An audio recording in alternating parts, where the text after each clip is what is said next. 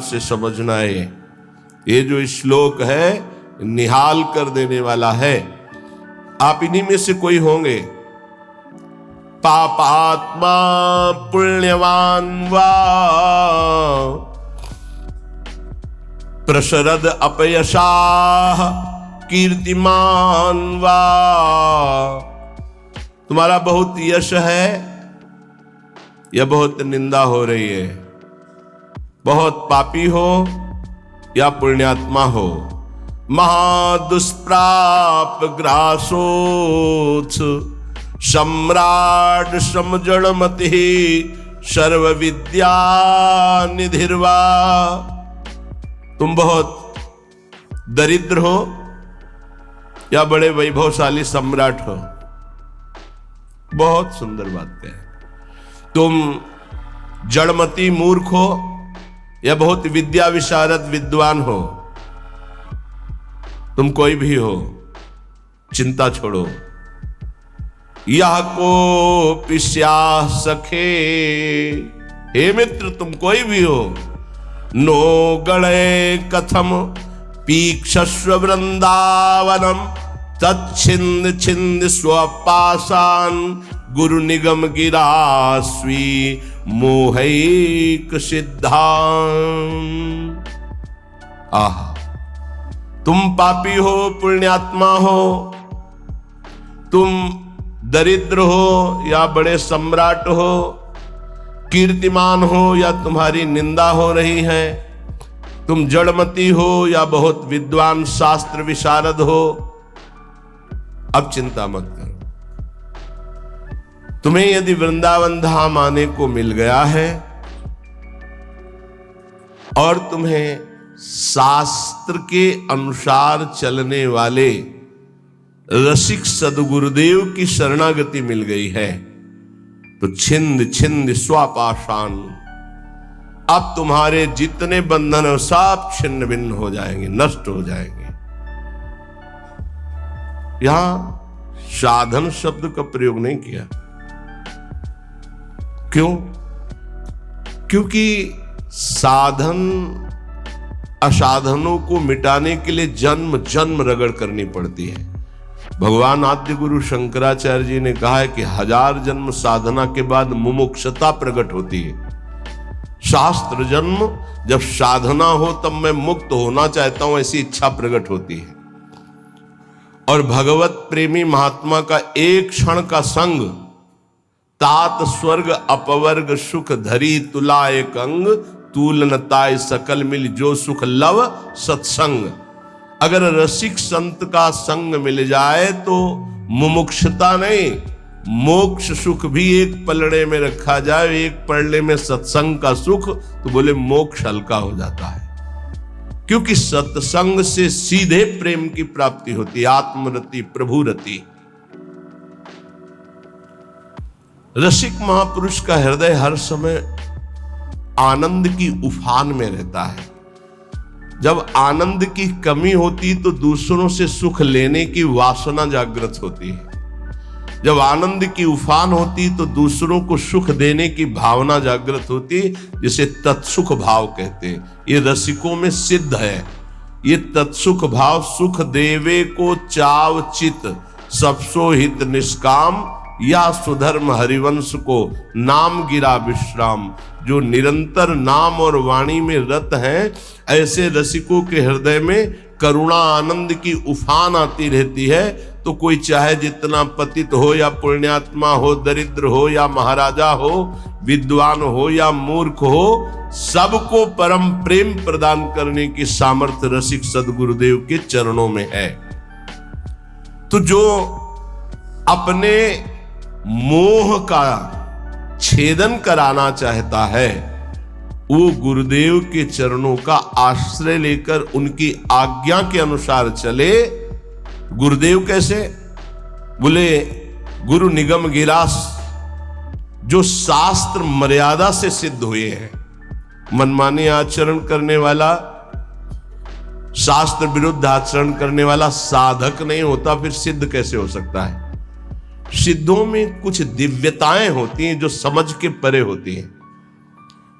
वो हमारी मानुषिक बुद्धि नहीं है, वो दैवी संपदा का सिद्ध महापुरुष, उसकी कुछ ऐसी चेष्टाएं हो सकती हैं जो बालवत या पागलवत दिखाई दे सकती है, लेकिन बहुत ऊंचे में है, जहां कोई कर्म छू नहीं सकता, जहां कोई विषय स्पर्श नहीं कर सकता, जहां किसी भी तरह के बंधन का कोई भी हेतु नहीं रह गया है, वो ऐसी स्थिति होती है।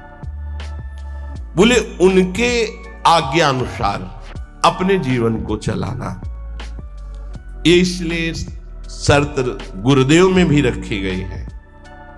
तस्मात् शास्त्रम प्रमाणम ते। कोई भी ऐसा साधक नहीं जो सिद्धावस्था की तरफ गति कर रहा हो, शास्त्र विरुद्ध आचरण करके सिद्ध हो जाए असंभव, तो फिर गुरुदेव कैसे ऐसे हो सकते हैं। इसलिए शर्त रखी गई कि प्रायः हम जहां किसी की बड़ाई सुनते हैं, थोड़ी बात सुनते हैं, हम गुरु बना लेते हैं। नहीं बनाना चाहिए। गुरु बनाने के लिए बहुत रुकना चाहिए। वर्ष 2 वर्ष कम से कम सत्संग सुनो, किसी और से नहीं, अपने हृदय से जांचो, किसी और से नहीं, क्योंकि और की मति किस कोटि की है वो आपकी बुद्धि को भ्रष्ट भी कर सकती है, आपकी बुद्धि को फंसा भी सकती है। कैसे? उसने अपने गुरु को प्रभु माना है और वो कहेगा मेरे गुरु से बढ़कर कोई नहीं, और ऐसा है, उसका कल्याण हो जाएगा उस भाव से। लेकिन आप बौद्धिक स्तर के तर्क भी करने वाले हैं, तो आप अपनी बुद्धि से गुरु को पहचानिए। कोई कह रहा है कि पाखंड है, ये उसकी बुद्धि का है, आप अपनी बुद्धि से निर्णय कीजिए। किसी की श्रद्धा और किसी की अश्रद्धा से अपने हृदय में कोई फर्क नहीं पड़ना चाहिए। स्वयं निर्णय करना चाहिए भगवान को साक्षी करके कि हे प्रभु सच्चिदानंद, आप मेरे हृदय को जानते हैं और सामने बैठे हुए हृदय को जानते हैं, तो नाथ मेरे सदगुरुदेव के रूप में आप कहाँ हैं, कौन हैं, मुझे परिचय दीजिए, तो प्रभु आपका संबंध करा देंगे। अभी एकांतिक में एक भक्त ने प्रश्न किया, बोले आपके प्रवचन सुनते हैं तो एकदम विरुद्ध गुरुजी के वचन लगते हैं, गुरुजी के वचन जब सुनते हैं तो आपके विरुद्ध लगते हैं, तो हम का निर्णय करो आप कि किसके वचन सत्य हैं। तो बोले जब इधर का सत्संग हम सुनते हैं तो लगता है नहीं, जीवन का लक्ष्य भगवत प्राप्ति, तो गुरु पे अश्रद्धा होती है, मुझे क्या करना चाहिए। साधक फंस जाता है, उसको लगता है, वो खुद बोला, मुझको लगता है यदि मैं शास्त्र विरुद्ध चलता हूं तो जीवन बर्बाद होता है गुरु की बात मान के, और यदि आपकी बात मानता हूं तो गुरु का अपराध लगता है, क्या करूं। नहीं, डरने की जरूरत नहीं। गुरु बलि तजेऊ कंत ब्रज बनितन भे मुद मंगलकारी। गोस्वामी तुलसीदास जी बड़े सिद्ध महापुरुष हैं। भे मुद मंगल का, वो स्वयं मंगल नहीं, दूसरों का मंगल करने वाले बन गए। भगवत प्राप्ति नहीं तो जीवन का लक्ष्य क्या है? क्या लक्ष्य है? केवल विविध प्रकार के भोग विलासता पूर्ण संसार को सत्य मानकर भोगना? नहीं नहीं नहीं, बिल्कुल भुलावा, बिल्कुल भुलावा। हमें भूल भुलैया में नहीं फंसना। कभी कभी माया के पार्षद भगवान के पार्षद का रूप रख करके आते हैं, हमें ठग करके भूल भुलैया में लगा देते हैं। नहीं, सदगुरु भगवान श्री कृष्णचंद्र जो हैं, हम उनसे प्रार्थना करें कि यदि प्रगट में गुरुदेव की जरूरत है तो आप मुझे बताओ कहां प्रकाशित हो, या तो उनसे मुझे मिला दो या उनको मेरे पास भेज दो। यदि जरूरत है तो आप ये व्यवस्था करो, मैं तो आपको गुरु मानता हूं, बस निहाल हो जाओगे, हमारी बात मान लो। श्रीपाद कह रहे हैं, रसिक सदगुरुदेव के चरणों का आश्रय लेकर स्वयं मोहिक सिद्धांत, अपने मोह का नाश कर दो, देह की प्रियता, देह के रिश्ते नातों का, तो सिद्धांत तुम्हारे अंदर सिद्धावस्था आ जाएगी। सिद्धावस्था प्रिया प्रीतम के प्रेम रस में डूबना। ये तो बताया शरणागति का श्लोक। आप पापात्मा हो, पुण्यात्मा हो, दरिद्र हो, राजा हो, विद्वान हो, मूर्ख हो, कोई भी हो, निश्चित तुम्हें भगवत प्राप्ति हो जाएगी यदि वृंदावन में विराजमान रसिक सिद्ध संत का आश्रय ले लो, गुरुदेव का। पर गुरुदेव का आश्रय कैसे ले लो? बोले स्वी मोहिक सिद्धांत, मोह आश्रय में बाधा पहुंचा देता है। शरीर का मोह, परिवार का मोह, नाना प्रकार के भोगों का मोह। मोह गए बिनु राम प्रद होई न दृढ़ अनुराग। तो मोह अगर है तो गुरुदेव के चरणों में निष्ठा पूर्वक आप टिक नहीं पाएंगे, वो आपको हटा देगा। और अगर गुरुदेव की निष्ठा में टिक गए तो मोह का नाश हो जाएगा। मोह मूल बहुशूल पद त्याग हो तम अभिमान।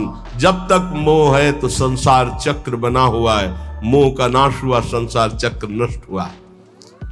अब वृंदावन की रहनी बता रहे। पहले श्लोक में शरणागति बताई, अब कह रहे कंथा कौपीन वासस तरुतल पतितै क्लिप्त वृत्ति फलाद्यै कुर्वन्नो व्यर्थ वार्ताम कथमपि न वृथा चेष्टया कालयापि त्यक्त्वा सर्वाभिमानं प्रतिगृहमटनं तुच्छ भैक्षाय कुर्वन् बृन्दारण्ये निवत्स्याम्य समनुसरन् राधिकैकात्मलोकान्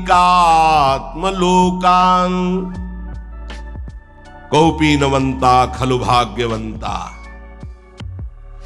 बड़ा भाग्यशाली होता है जो लंगोटी वाला होता है, कोई खिलवाड़ नहीं। आद्य गुरु भगवान शंकराचार्य जी का एक कौपीन का स्तोत्र है, कौपीनवंता खलु भाग्यवंता। नरसिंह मेहता का काछ वाछ मन निश्चल राखे धनी धन जननी तेरी रे। लंगोटी का पक्का, जबान का पक्का और मन का पक्का। तो बोले भर नरसैया दर्शन पावा। हमारे बड़े भाग्य जो मैं ऐसे संत के दर्शन पाऊं जो लंगोटी का पक्का, जबान का पक्का और मन का पक्का। कंथा कौपीनवासास कौपीनवंता खलु भाग्यवंता। लंगोटी का तात्पर्य होता है जितेंद्रिय।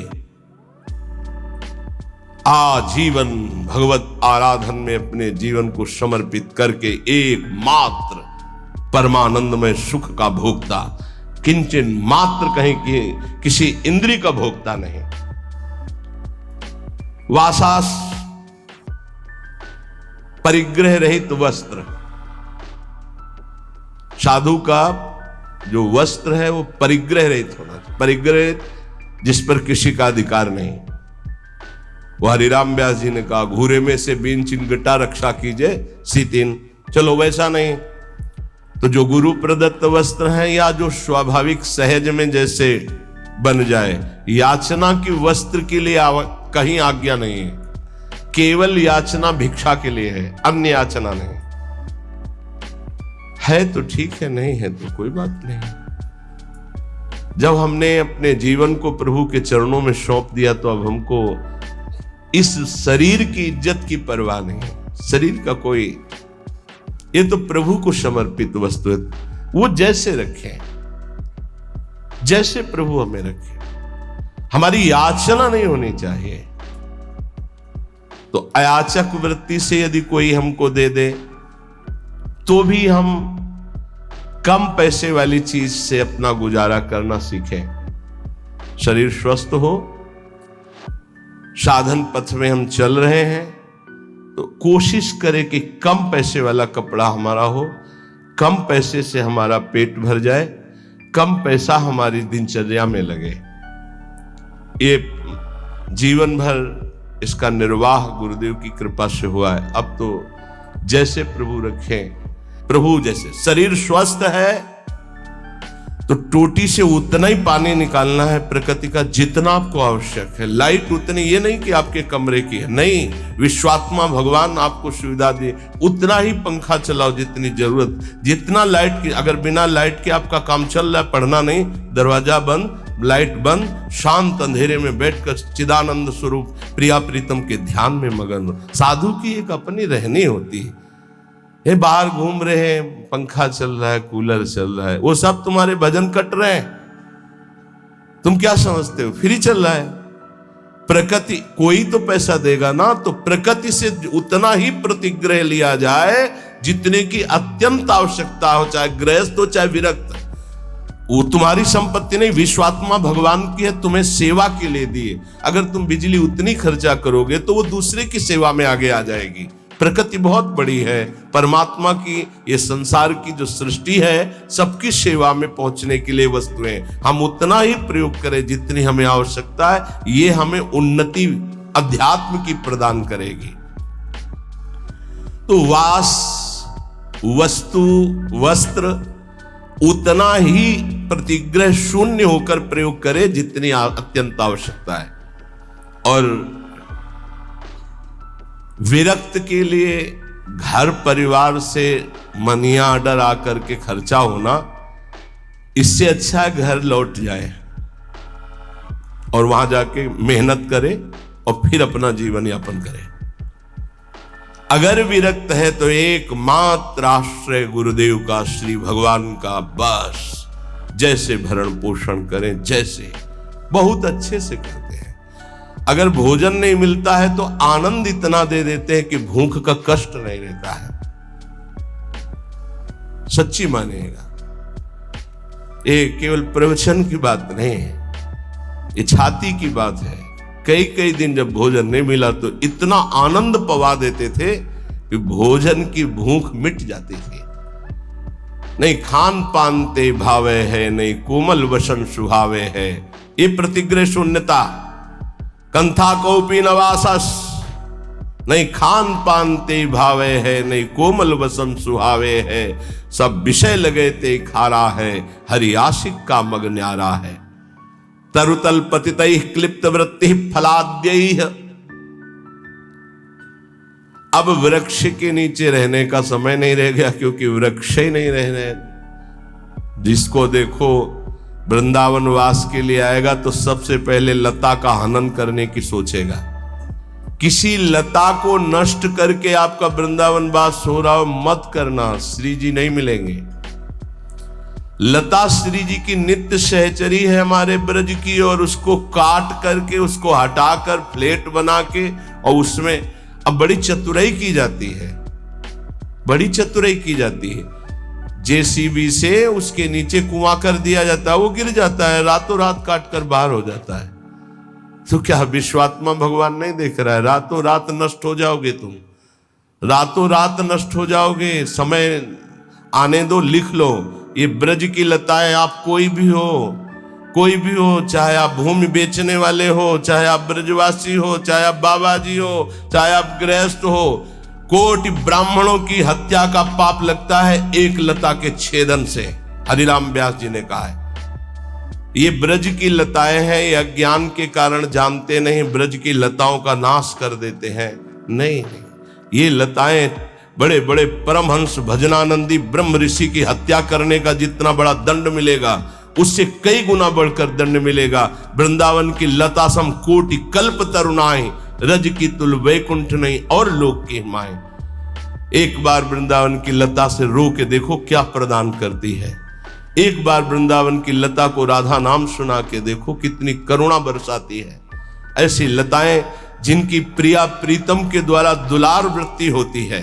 राधा करावचित पल्लव वल्लरी के, स्वामिनी जी की कृपा दृष्टि से सींचे गए, स्वामिनी जी के कर कमल से दुलराए गए ये वृंदावन की लताएं हैं, वृक्ष हैं। धिक्कार है हमारी बुद्धि को चंद रुपयों के लिए आज हम लताओं का छेदन कर रहे हैं। बड़ा सुंदर पीपल का वृक्ष था, रास्ते में आते थे, बड़ा सुंदर बट वृक्ष, हमें लगता है कम से कम 300 वर्ष पुराना नीम का पेड़। ऐसे गए, अब कुछ बस नहीं चलता, कुछ बस नहीं चलता।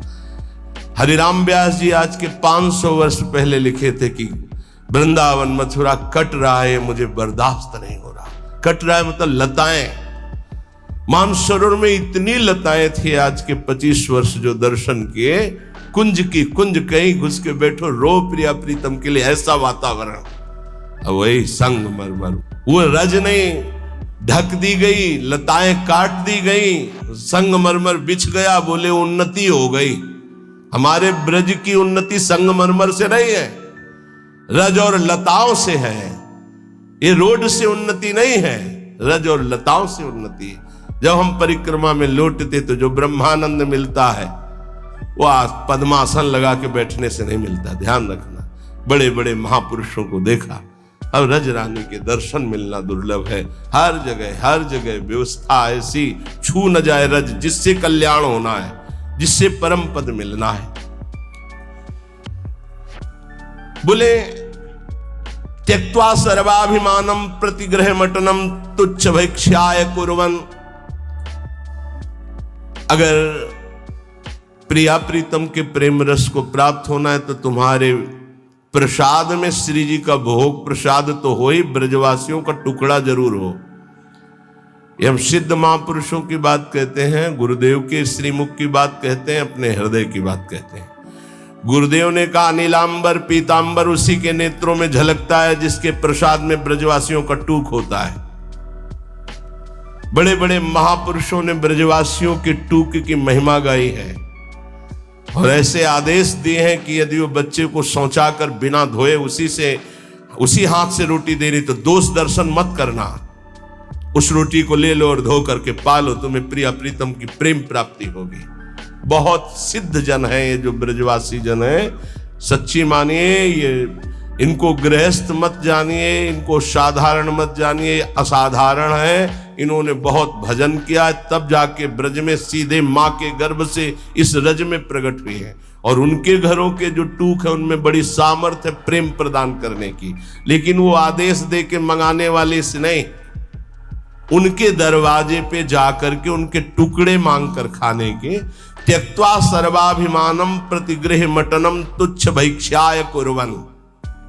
हमें जो अपमान ब्रजवासियों के दरवाजे में मिलता है वो जानते हो क्या करता है? हमारे प्रारब्ध का नाश करके, हमारे अहंकार का नाश करके प्रिया प्रीतम की प्राप्ति कराता है, पक्का।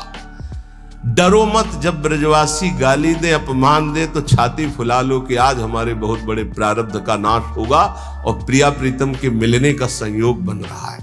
बात हमारी मान लीजिए, पक्की बात आपसे कह रहे हैं। त्यक्त्वा सर्वाभिमानम प्रतिग्रह मटनम तुच्छ भैक्ष्याय कुर्वन्। कुछ लोग ये शब्द सुनकर, जैसे हितधाम में भी वृंदावन महिमामृत की चर्चा, तो ब्रजवासी के पास जो है अपने कि देखो हमारे पास सब कुछ है, आदेश हुआ है कि भिक्षा ले, तो पहले ये दिखा के सम्मान प्रीता चाहना, ऐसा नहीं।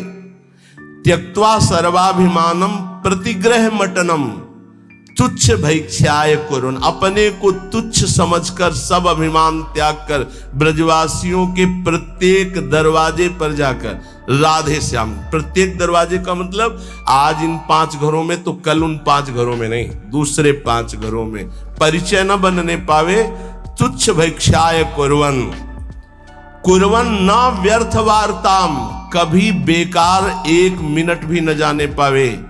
कथमपि न वृथा चेष्टया कालयापि, कोई भी 1 मिनट व्यर्थ के कार्यों में न जाने पावे। भिक्षान्न पाना, लंगोटी वाला बनना अर्थात जितेंद्रीय भाव रखना, वास और वस्त्र की याचना न करना, प्रभु जैसे जहां रखें वैसी व्यवस्था में रहना, उदर पोषण में भिक्षान्न जरूर होना चाहिए ब्रजवासियों का। और वो टूक अभिमान रहित होकर जो मांगा गया है, तो वृंदारण्ये निवत्स्याम मनुशरं राधिकैकात्मलोकान्, वो वृंदावन में प्रिय प्रेमियों का अनुसरण करते हुए श्री किशोरी जी को अपने हृदय में देखता है। पहले साक्षात्कार यहां होता है किशोरी जी का। श्री राधिका स्फुरत में हृदय केल सिंधु, श्री राधिका स्फुरत में हृदय केल सिंधु। नारायण या गौर श्याम को हृदय निकुंज, बस पहले इस निकुंज में दर्शन, फिर जब आंख तब दिखाई देता है बाहर, पहले अंदर। अंदर के नेत्र, हृदय के नेत्रों में पहले प्रियालाल का साक्षात्कार होता है, तो वही हृदय के नेत्र बाह्य नेत्रों में प्रकाशित होते हैं, तो जिधर देखता है जुगल जोरी का साक्षात्कार होता है। आपका नाम मिल गया, आपका परिचय मिला, आपका धाम मिला, आपकी शरणागति मिली, हमारी तो बन गई, बन जाएगी नहीं, संशय मत रखना, हमारी बन गई। नहीं, हमसे गलती होती है तो तो नेकहु नरिस कहूं भूलिहु न होत सखी। हे सखी, हमारी स्वामिनी जी को कभी गुस्सा नहीं आता, पर हाँ उद्दंडता करोगे तो लालजू महाराज हैं, वो शासन कर सकते हैं, पर आपके कल्याण में कोई बाधा नहीं पहुंच सकती, क्योंकि जहां श्री राधा वहां कदापि कोई बाधा नहीं। पर यदि आप उद्दंडता करोगे, स्वामिनी जी की कृपा स्वभाव की अवहेलना करोगे, तो फिर लालजू महाराज आपको सुधार देंगे। साम दाम और दंड भेद से सीधे रास्ते लाऊं, नकली से बनाऊं असली, यही तो मेरे मन में ठनी, भगत मेरे मुकुट मणि। प्रभु कहे फिर जैसे सुधरोगे वो सुधार देंगे। साम दाम दंड भेद ये प्रयोग करेंगे वो, और आपको श्री जी के लायक बना देंगे, क्योंकि दास अनन्य भजन रस कारण प्रगटे लाल मनोहर ग्वाल। भोरी सठ की सब बनियाई, कैसे बनाई? जो छिन चित धरे। एक क्षण अगर हमारी पुकार श्री जी तक पहुंच गई तो हमारी सब बन गई। ये वृंदावन धाम है, कृपा से यहाँ का सानिध्य मिलता है, चाहे मिनट भर ही क्यों न मिले। एक मिनट भी धाम में यदि आप भाव से टिक गए तो भवसागर से पार होने के लिए एक मिनट ही काफी है।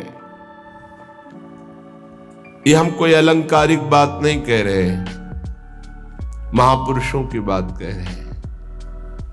एक नाम त्रैलोक ही तारे, राधा राधा। एक नाम त्रैलोक ही तारे, जो न ले सो जन्म ही हारे।